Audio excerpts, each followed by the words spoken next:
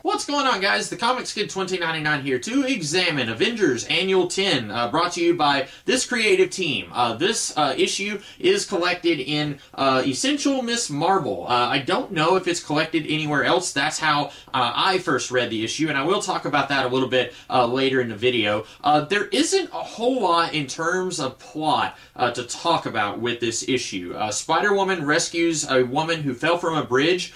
We eventually find out that this is Carol Danvers, who had joined the Avengers and then left the Avengers to be with Immortus's son, Marcus. It was kind of like that episode of Star Trek TNG where Deanna Troi had a baby who grew up in like a day. Marcus was a baby. It was very weird. And so Carol Danvers is back on Earth somehow. And then meanwhile, the Brotherhood of Mutants is trying to take out the Avengers for some reason. And we find out that the Brotherhood, they are behind the attack on Carol Danvers where she fell from the bridge. And this is the first appearance of Rogue, which is why I am talking about this issue. And then the Avengers are able to defeat the Brotherhood. And then at the end of the issue, the Avengers find out that Carol Danvers is conscious and they come to visit her, and she yells at them and says that when she left with Marcus, that she was being mind controlled and she was not she did not have control of her own actions, and the Avengers basically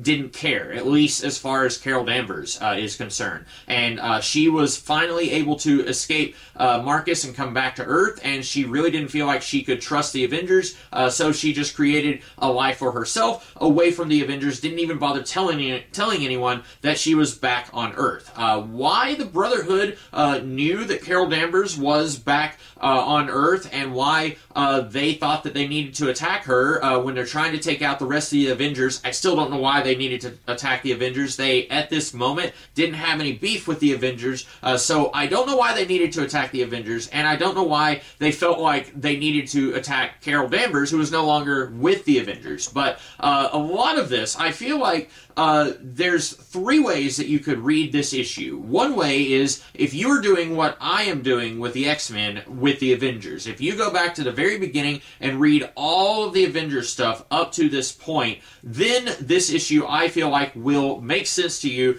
and have the impact that it is supposed to have.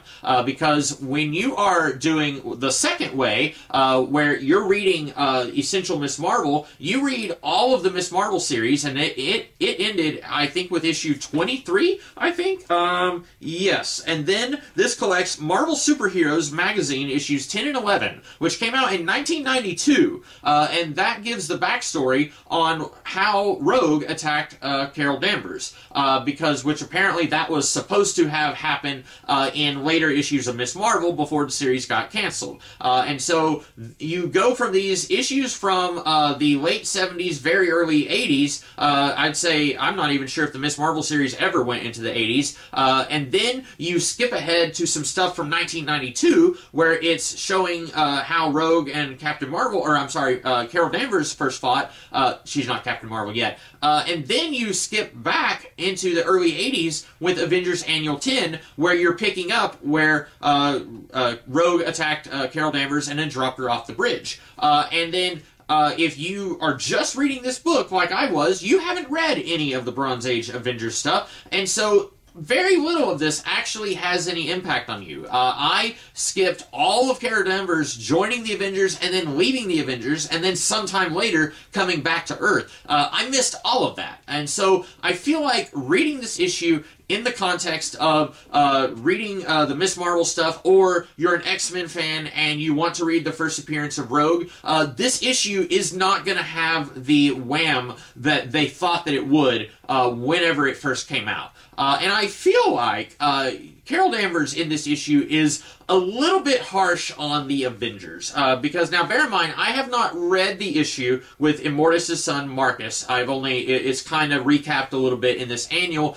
so I don't know what the Avengers knew, but it doesn't seem to me that they knew that Marcus had telepathy and that he was able to force Carol to go with him to this other dimension against her will. It doesn't seem like they knew that, and so now Carol is yelling at them because they let her go and she didn't want to go. I don't know if they actually had any way of knowing that. And so I feel like Chris Claremont basically was upset at whoever wrote that issue. I have no idea who wrote it. And he wanted to take them to task for getting rid of Carol in what he probably felt was a very sloppy way. And since they weren't using Carol anymore, he not only wanted to, in-universe, yell at the people or whoever was responsible for that Avengers issue, yell at them through Carol as his mouthpiece, but he also wanted to reclaim Carol, who he had written in most of the Miss Marvel series, and then use her in the X-Men books. And so she will be a kind of recurring background character in the X-Men books for a little while, until Claremont decides then to reclaim the character of Rogue, who he created in this issue, and use her in the X-Men books. And then that will pretty much be the last time that we see Carol Danvers for a very long time in the X-Men.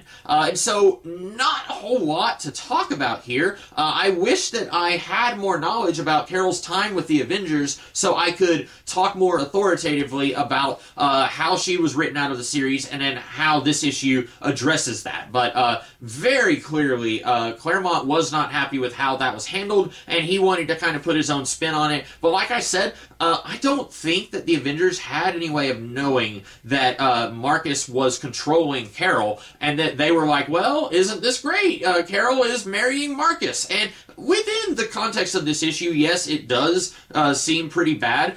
Carol basically says, like, it's essentially tantamount to rape. She did not want to be with Marcus, and he forced her to be with him. It's light on details, but it's just creepy enough that it paints a picture that is very unsettling, and it puts the Avengers in a bad light. That is, if they knew what was going on. But based on what this issue tells us of what happened then, it doesn't really seem like they would have known. I don't know. I can't really speak to that since I haven't read those issues with Immortus and Marcus. But really, this whole issue just feels like a way for Chris Claremont to bring Carol Danvers back, since he had written her, and I've talked before about how Chris Claremont, he feels a certain ownership with characters that he has written before. Sabretooth was originally an Iron Fist villain. He brings him into the X-Men. Mystique and Deathbird were both Miss Marvel villains. He brings them into the X-Men. Rogue brings her in, and so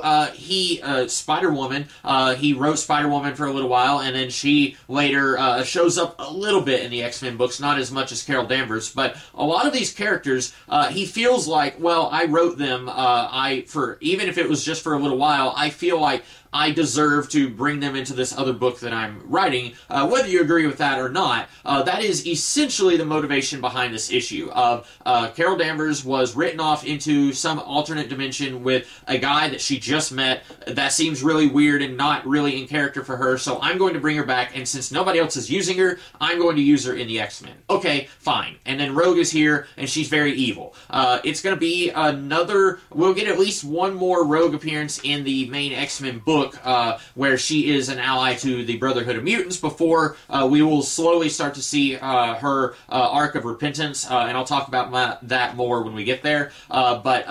Yeah, it is a little weird, since we have seen this version of the Brotherhood at least once in the Days of Future Past storyline, and Rogue wasn't there, and we find out much later that Mystique essentially raised Rogue, since she was like 8 or 9, and here she's like 17, maybe? I don't think that she's quite an adult yet, but it does beg the question, where was Rogue during the Days of Future Past storyline? And the answer to that is she hadn't been created yet. Claremont probably didn't know that in the 90s, Scott Lobdell would say that Rogue had known Mystique since she was a little kid. I don't think that that was actually said anywhere before Claremont left the X-Men in the early 90s, but it is something when you look back now, it's like, hey, that doesn't make any sense. So that's about all that I have to say about this issue. It reads really weird unless you are very caught up on all of the Avengers stuff leading up to this, and since I am not, it just kind of reads weird. It reads weird if you read it by itself, like I did this time, examining all this X-Men stuff, and it read weird when I was reading this Miss Marvel book a little while back. So that is all that I have to say about Avengers Annual 10. I hope you guys like this video, and I will see you guys in the future with something else. In the meantime, have a great rest of your day. Catch you later.